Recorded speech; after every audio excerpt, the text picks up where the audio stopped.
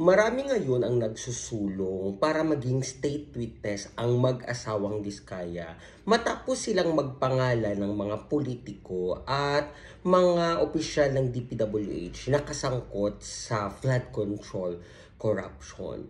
Pero hindi po basta-basta binibigay ang pagiging state witness.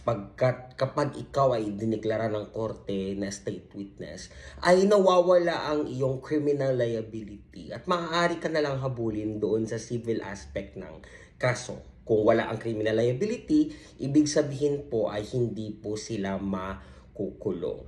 Hindi basta-basta maging state witness pagkat sabi ng rules of court ng ating mga korte sa Pilipinas, dapat silang makapasa sa 5 requirements. Una, dapat ang kanilang testimonya ay makakatulong at isa sa magiging key or susi para maresolba ang kaso. Pangalawa, dapat itong kanilang testimonya ay hindi kayang ibigay ng iba pang mga witnesses, meaning sila lamang yung may kaya na ibigay ito. Pangatlo, dapat itong testimonya nila ay corroborated o kayang depensahan o kayang patunayan ng mga iba pang ebidensya.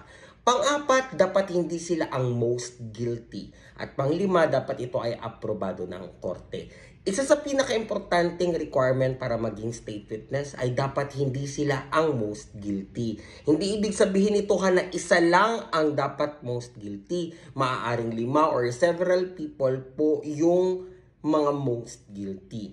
So ako ay medyo merong konting reservation sa pagiging state witness ng mga Diskaya. Kasi I don't think they are not the most guilty or hindi sila kabahagi doon sa most guilty.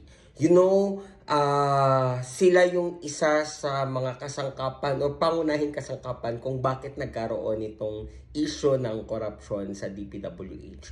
So, hindi sila yung ordinaryong bagman lamang or driver lamang. Isa sila sa mga key personnels dito. That's why I don't think these spouses deserve to be a state witness.